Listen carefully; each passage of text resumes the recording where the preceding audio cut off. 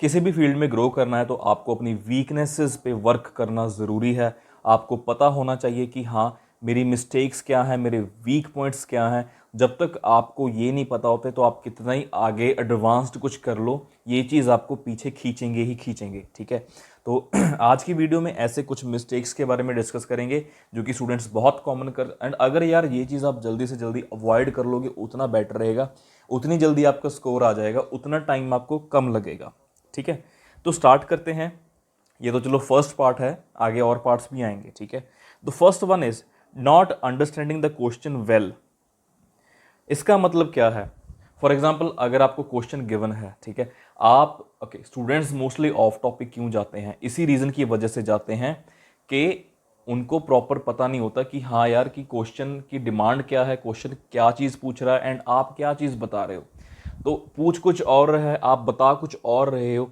तो ये सबसे बड़ी मिस्टेक है। आप 4 से 5 बार उस क्वेश्चन को पढ़ें एटलीस्ट, फिर बेनिफिट रहेगा। उससे क्या है कि आपको क्लियर हो जाएगा कि क्वेश्चन की डिमांड ये है, डिस्कस बोथ व्यूज़ है एंड ओपिनियन। इन्होंने नहीं पूछा तो नहीं देना भाई। कई बार यही होता है, जो चीज़ पूछी नहीं होती आप बता देते हो, जो चीज़ पूछी होती है आप बताते नहीं। तो सबसे बड़ी प्रॉब्लम ये होती है। एंड मोस्टली क्या हो, थीसिस लाइन किसी और की आप डाल रहे हो, ठीक है। तो ये सबसे बड़ी मिस्टेक है। आपको ये चीज़ पे ध्यान देना चाहिए कि यार जो क्वेश्चन पूछा है एटलीस्ट वो आप फॉर्मेट यूज़ करो प्रॉपर, राइट। इसी के साथ मूव करते हैं सेकंड पे। देखो सेकंड है वर्ड लिमिट। वर्ड लिमिट यार 250 से 280 के बीच रखो, बेस्ट है। मैंने इंजीनियरिंग की है, ठीक है, वहाँ पे क्या होता था कि जितनी शीट्स आप भरोगे उतने आपको नंबर मिल जाएंगे, बट ये चीज़ वो नहीं है। आपको क्या है कि आपको 250 से 280 के बीच में आपको अपनी परफॉर्मेंस दिखा देनी है कि भाई मैं इतने पाने में हूँ, मैं यहाँ पे स्टैंड कर रहा हूँ, ठीक है, अभी मैं मतलब ठीक है, ये मैंने चैलेंज एक्सेप्ट किया है।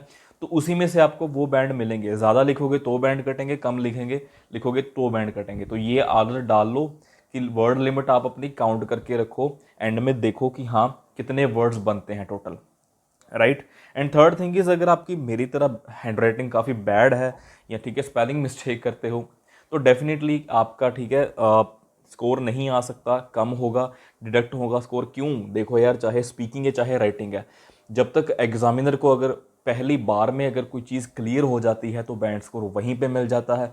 अगर उसको बार बार पढ़ना पड़ा या उसको पहली बार सुनने पे नहीं समझ आया, उसको अगर दूसरी बार मतलब ट्राई करना पड़ा, तो डेफिनेटली वहाँ पे आपका स्कोर कटेगा ही कटेगा, ठीक है। तो ऐसी रिप्रेजेंटेशन रखो कि एग्जामिनर को फर्स्ट टाइम में समझ आ जाए, ऐसी हैंड राइटिंग रखो एग्जामिनर को फर्स्ट टाइम में समझ आ जाए कि हाँ स्टूडेंट ने ये चीज़ लिखी है।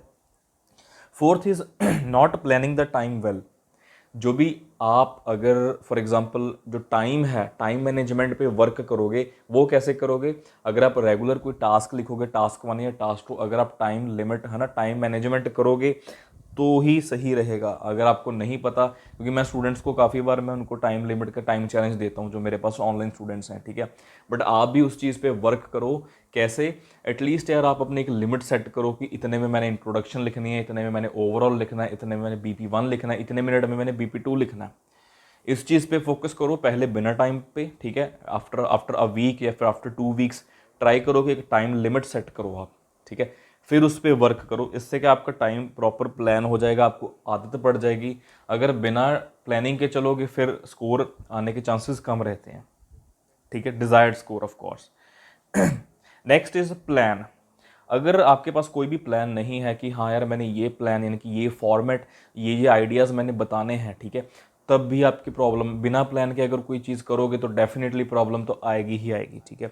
आपको प्रॉपर प्लान होना चाहिए आपके पास कि हाँ ये क्वेश्चन है, ये इसका फॉर्मेट है, एंड ये वाले मैं आइडियाज़ है वो मैंने साइड में लिख लिए पहले 5 मिनट में, छोटे छोटे बुलेट पॉइंट्स बना के कि ये वाले डिस्कस करूँगा इस पैसेज में, सॉरी इस बॉडी पैराग्राफ में, इस बॉडी पैराग्राफ में ये मैं सॉल्यूशंस बताऊंगा, ये वाले दो। ऑफ कोर्स आप बुलेट पॉइंट्स लिखोगे, आफ्टर दैट उसको एक्सप्लेन कर दोगे बॉडी पैराग्राफ्स में, ठीक है। अगर क्या है ये चीज़ नहीं करोगे तो आपको 4 आइडिया स्टार्टिंग में आ जाएंगे, एंड में जाते जाते 1-2 ही रह जाएंगे, वो सारे क्या है उड़ जाएंगे, समझ गए। तो स्टार्टिंग में लिख दो साइड में कि हाँ ये चीज़ मैंने इसमें डिस्कस करनी है, यानी कि ये बुलेट पॉइंट्स है, बाद में चाहे रब कर देना, okay. Next is introduction is must. कई बार क्या होता है कि जैसे पैराफ्रेजिंग या फिर आपकी जो भी जनरल स्टेटमेंट है वो मस्ट होते हैं। कोई एक चीज़ आप ट्राई करो।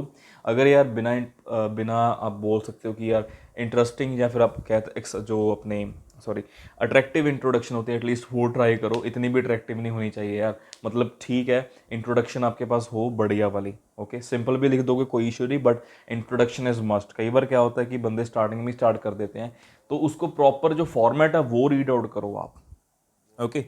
तो नेक्स्ट इज, अगर सपोज करो आप एक ही वर्ड को बार बार रिपीट कर रहे हो, तो उसका भी आपका स्कोर कटता है। मतलब क्या है कि फॉर एग्जांपल मैंने इंजीनियरिंग की थी, ठीक है, मैंने पहले भी बताया इस वीडियो में। तो वहाँ पे क्या था, मुझे एक सब्जेक्ट था, उसमें मुझे एक टॉपिक क्लियर था, ब्लीचिंग, है ना।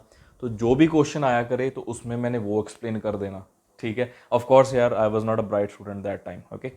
तो वो मैं एक्सप्लेन कर देता उसमें, उससे क्या है कि शीट्स वगैरह भर जाती थी एंड ऑल दैट, बट ठीक है वो वहाँ पे या किसी और जगह पे वो चीज़ चल जाती थी, बट आयल्स में नहीं चलती। अगर आप सेम ही चीज़, एक ही चीज़ बार बार रिपीट करे जाओगे, वही आइडिया फर्स्ट में दे दिया, वैसा ही आइडिया वर्ड्स वगैरह चेंज करके आप बाद में दे दिए, है ना, या एक ही चीज़ को बार बार एक्सप्लेन कर रहे हो, तो वो डेफिनेटली आपका स्कोर डट होगा वहाँ पे। तो ये चीज़ अवॉइड करो, वैरायटी लेके आओ, okay. Next is clarity of thoughts. आपके पास आपके माइंड में ये चीज़ होनी चाहिए कि हाँ, कि यार फॉर एग्जांपल आपको एटलीस्ट आपको तो क्लियर होना चाहिए कि मैं ये चीज़ यहाँ पे डिस्कस करूँगा। और दूसरी चीज़ होती है सेंटेंस फॉर्मेशन। अगर आप अपने जो माइंड में, आपके माइंड में कोई चीज़ चल रही है, उसको आप यहाँ पे राइट कर रहे हो प्रॉपरली, ठीक है, with the help of sentence formation, appropriate sentence formation, तो वो चीज़ जाके बढ़िया बनती है। अगर क्लैरिटी नहीं है कि आपको पता नहीं कि मैंने क्या चीज़ डिस्कस करनी है, बस लिखने लग गए, है ना, या आपके जो आइडियाज़ हैं आप उसको लिखना कुछ चाह रहे हैं बट वो बन कुछ रहे हैं, तो यहाँ पे क्या है, बैंड डिडक्ट होते हैं। प्रॉपर आपके पास प्लानिंग हो, आपका आपका आइडिया है माइंड में, उसको प्रॉपरली आपके पास बढ़िया सेंटेंस फॉर्मेशन हो, बढ़िया स्ट्रक्चर्स हों, उससे आप लिखो, फिर बेनिफिट होगा। अगर आप बिना कोई स्ट्रक्चर के, वही बात है ना, सेंटेंस फॉर्मेशन अगर अच्छी नहीं है तो उससे क्या होगा कि आप लिखना कुछ चाहते हो बट लिख कुछ देते हो, कई बार गवर्नमेंट को बैन कर देते हो। मैंने बहुत बार देखा है, मैं टास्क चेक करता हूँ जब, ठीक है। सो नेक्स्ट इज, एक ही वर्ड को बार बार रिपीट करना। Definitely you should need some vocabulary, vocabulary वगैरह बढ़िया आपके पास होनी चाहिए, इतनी भी खास नहीं, बस स्ट्रक्चर्स वगैरह अच्छे होने चाहिए, ठीक है। वोकेबलरी भी थोड़ी बहुत ही सही होनी चाहिए, बट हाँ मतलब ये है कि एक वर्ड यार दूसरी, ये तीसरी तीसरी बार ना रिपीट हो, 2 बार चल जाता है फिर भी, बट बार बार रिपीट मत करना, ठीक है। तो ये कुछ मिस्टेक्स थी जो स्टूडेंट्स काफ़ी कॉमनली मतलब करते हैं मोस्ट ऑफ द टाइम। तो अगर आप ये चीज़ अवॉइड करोगे तो प्लीज़ ये चीज़ करोगे तो फिर ही बेनिफिट होगा। आपको मैंने एक बार बता दी है, अब उन पे वर्क आप करोगे, ठीक है। एंड ऐसी ही और वीडियोस राइटिंग पे भी आ रही हैं अभी, ठीक है, पहले रीडिंग पे आई थी, अभी राइटिंग पे है। तो उसके लिए please make sure to subscribe to this channel. वही 40,000 करवा दो यार आफ्टर दैट, ठीक है, नेक्स्ट टारगेट सेट करेंगे, ओके। Thank you.